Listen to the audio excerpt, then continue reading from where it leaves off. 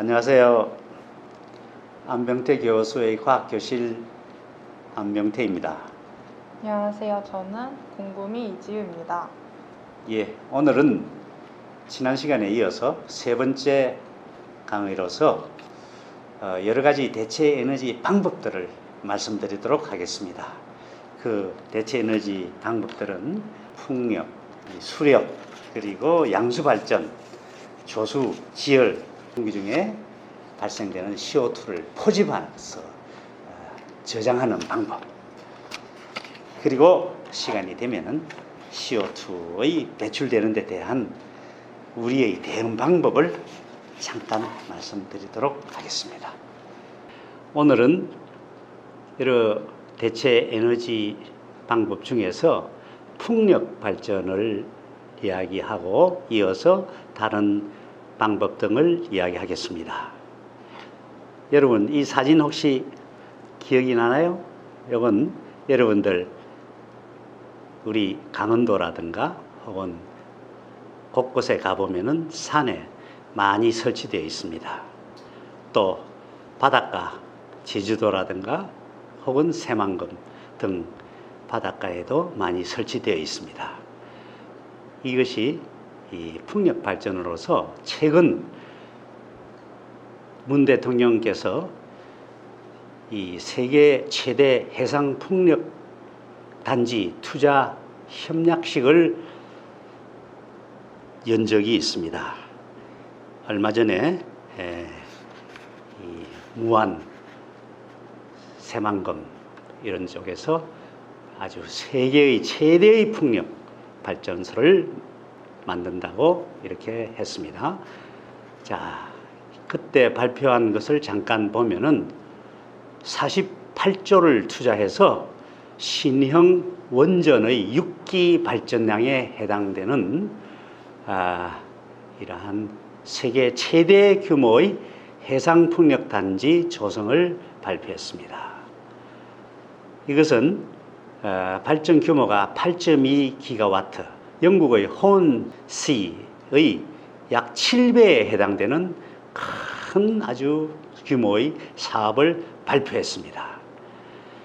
그런데 여기에 이제 제가 유심히 얼마나 풍차가 돌아가는가 봤더니 우리 한국 상황에서 바람이 어느 정도 세기가 적당해야 됩니다. 너무 약해도 안 돌아가고 너무 세도 안 돌아가고, 또 바람이 이렇게 거기에 위치에 맞아야 되는 그 바람이 세기가 적절한 이러한 곳을 선택을 해야 되고, 이러니까 강원도 혹은 또 해상 이런 곳에 설치하는 것이죠. 날씨와 기후에 따라서 큰 따르는 문제가 있다는 것을 여러분은 예상할 수 있겠습니다. 장점을 잠깐 말씀드리면은 청정 에너지고, 그리고 또 발전 단가가 비교적 낮고 관광단지로도 활용할 수 있다, 이렇게 생각할 수 있습니다. 그러나 연중 바람이 부는 곳을 찾기가 어렵고 전력 수요가 있는 곳과 접근성이 떨어질 수도 있고 또 소음이 있습니다. 그렇죠? 그러니까 집 둘레에는 이렇게 세우기가 힘들겠죠. 자, 그 다음에 이제 수력 발전에 대해서 잠깐 또 이야기 드리겠습니다. 한국은 상당히 유리한 지형입니다. 우리 국토의 70%가 산악지대로 되어 있고 하니까 상당히 그 수력을 많이 이용을 하고 있죠. 그리고 폐기물이 거의 안 나오고, 또 에너지 밀도가 높아 발전 공급이 비교적 발전 공급이 가능합니다. 그래서 곳곳에 수력 발전을 하고 있죠.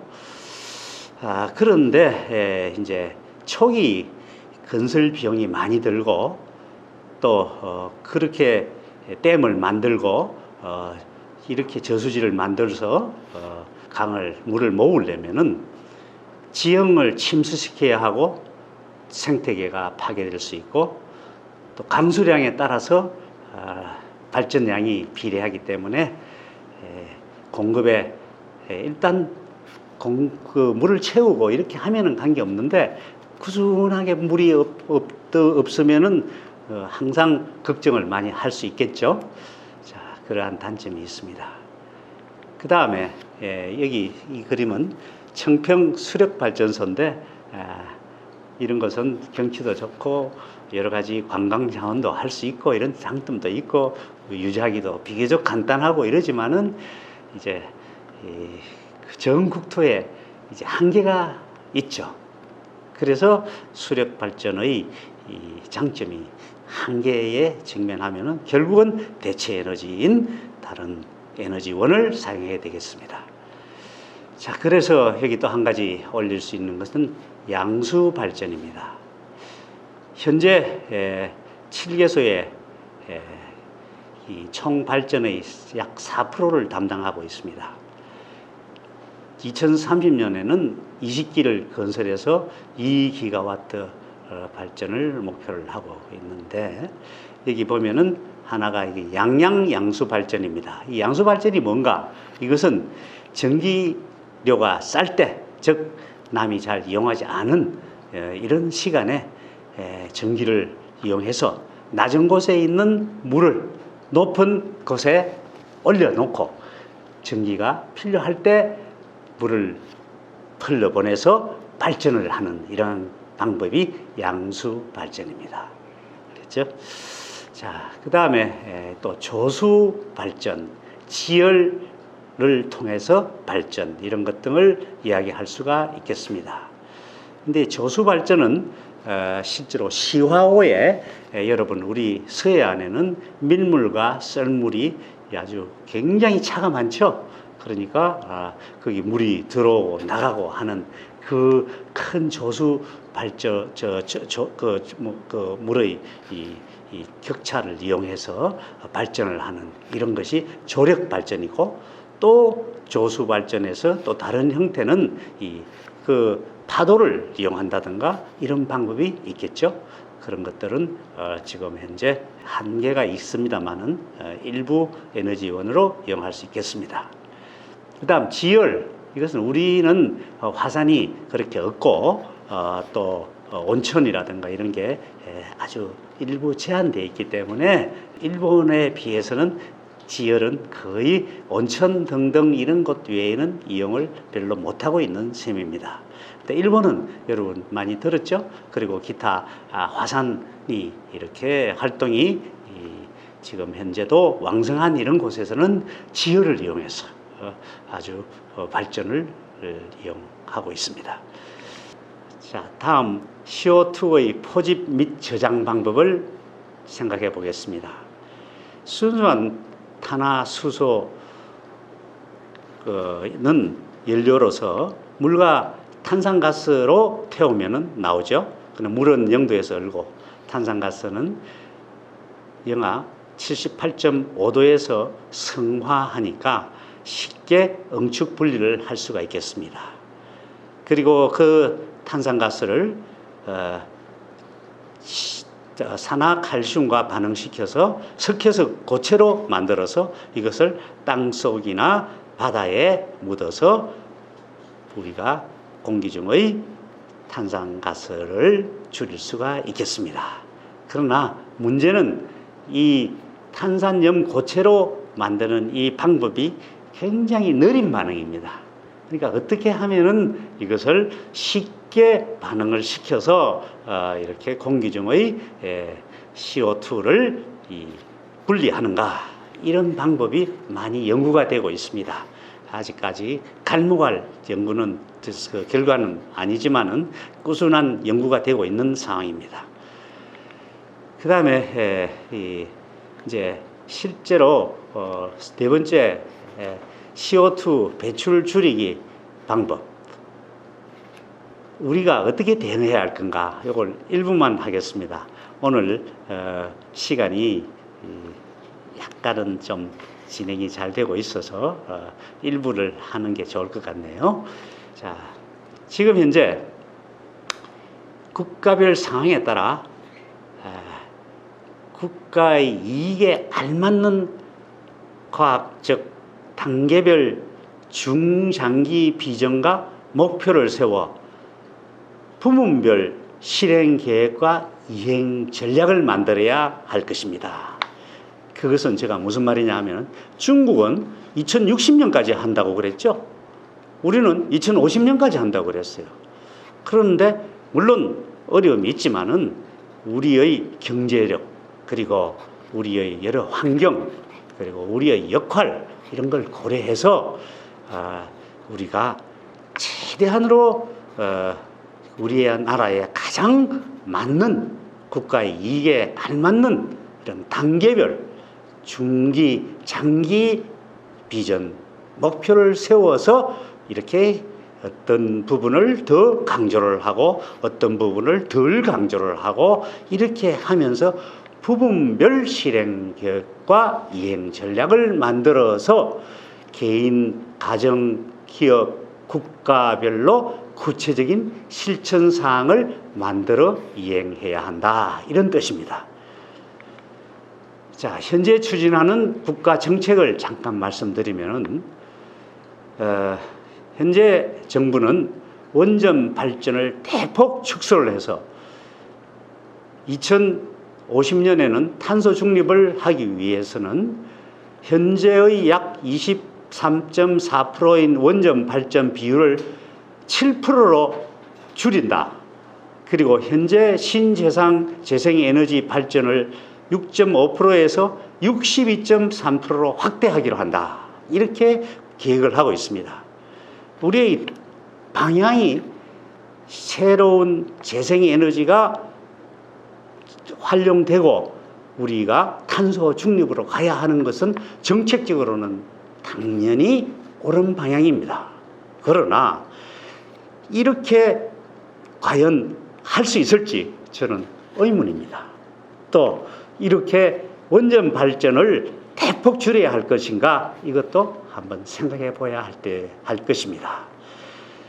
실제로 그 국제기구에서도 원전이 실제 가격은 메가와트당 53불인 반면에 풍력이나 태양 발전 이런 것은 2배, 3배 이상 훨씬 비싸게 치입니다. 그런 것을 발표를 했습니다. 그러면은 원전이 어떻게 그 CO2 발생하는 것은 어떠냐? 이것은 확실하게 CO2 발생을 줄이는 하나의 에너지원으로서 이것은 더 이상 이야기할 여지가 없는 확실한 것인 것을 여러분은 알고 있습니다. 그러면 위험한가? 이것은 물론 이 상황에 따라서 다를 수가 있겠습니다만은 계속적인 과학의 발전으로서 이런 것을 줄여나가고 위험 요소가 다른 어떤 풍력이라든가 다른 에너지원에 비해서 훨씬 더 안정성을 높인다 하는 것이 또 현재로 높고 있고 높여가는 것이 앞으로의 어떤 여러분들 과제고 더욱더 높여서 안전한 원전이 될 수 있다 하는 것을 과학은 그런 것을 예측을 하고 있습니다. 자, 오늘 여기까지 해서 다음 시간에 이제 나머지 우리가 국가 혹은 개인 또 가정 추진해야 할 이러한 대책을 더 이야기 드리겠습니다. 자, 오늘의 궁금한 점은 어떤 것이 있습니까? 네, 먼저 첫 번째 질문은 현재 추진하는 국가 정책에서 6.5%대인 신재생 에너지를 60%대인 10배 이상으로 급격하게 확대할 수 있는 방법이 어떤 게 있을까요? 예, 지금 대체 에너지 여러 가지 방법을 말씀을 이제 드리고 있는 중이죠. 그런데 이제 이렇게 급격하게 10배 이상으로 그에 따른 희생이 따르겠습니다. 그 희생 중에서 경제적인 혹은 또 할 수 있는 것도 있고 할 수 없는 것도 있고 또 국토적인 뭐 여러 가지 희생은 있겠지만은 이 목표를 높게 정한 것은 좀 더 30년 안에 목표 달성을 위해서 크게 잡은 것 같습니다. 그러나 이 중에 하나 제가 좀 강조하고 싶은 것은 원전을 대폭 축소한다고 했는데 이것은 원전은 사실은 가장 값싼 에너지원입니다. 지금까지로서는. 그리고 또 원전은 탄소 배출도 적게 하는 이러한 것입니다. 그러니까 이것을 최대한으로 활용해야지 어떻게 이것을 없애면서까지 거의 없애기까지 하면서 이러한 목표를 달성할 수 있을까? 상당히 좀 오히려 좀 뭐라고 너무나 이 목표가 조금 더 너무 과하게 책정하지 않았나 이런 생각도 듭니다. 네, 다음 두 번째 질문은 이 좁은 땅에서 세계 최대 규모 해상 풍력 단지를 어떻게 조성할 수 있을까요? 예, 그러나 이 어떤 풍력이라든가 혹은 이 태양광 이런 발전은 실제로 넓은 국토를 갖고 있는 이런 곳에서 유리는 하겠습니다만은 우리의 서해안, 새만금 혹은 또 신안 이런 쪽에서는 여러 가지 환경이 다른 데보다 좋아서 또 우리 여러분 알죠? 우리 대한민국은 상당히 모든 걸 과감하게 또 실제로 이런 수소 이런 것도 우리 대한민국에서 먼저 생각을 실천을 하고 했습니다. 그래서 앞서가고 있죠. 이런 장점이 있습니다. 그리고 서해안에 여러분들 걱정스러운 것은 그 넓은 갯벌을 활용을 한다든가 바다를 다른 쪽으로 이용할 수 있는 곳에 먼 바다는 안 되니까 이것이 이 다른 생태계에 문제가 되지 않을까 이런 걱정은 있을 수 있지만은 그러나 우리 땅이 물론 뭐 큰 넓은 땅은 아니지만은 조성하는 그 구역으로서는 큰 규모로 할 수 있습니다. 물론 미국 어떤 캘리포니아라든가 텍사스라든가 뭐 이런 데다가 이렇게 하는 거하고는 비교가 안 되겠죠. 그러나 우리도 그만큼 자신감을 갖고 하니까 조성은 하되 거기에 따른 문제점은 물론 있을 것이다 이렇게 생각합니다. 예, 다음 시간에는 실제로 이제 우리가 어떻게 실천할 수 있을까 하는 구체적인 실천 방법 등을 이야기 나누도록 하겠습니다.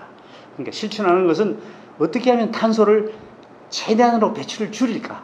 우리의 생활에서, 가정에서, 혹은 직장에서, 또 아니면은 정책적으로 국가에서 이렇게 하는 것을 제안도 하고 그렇게 하도록 하겠습니다. 감사합니다.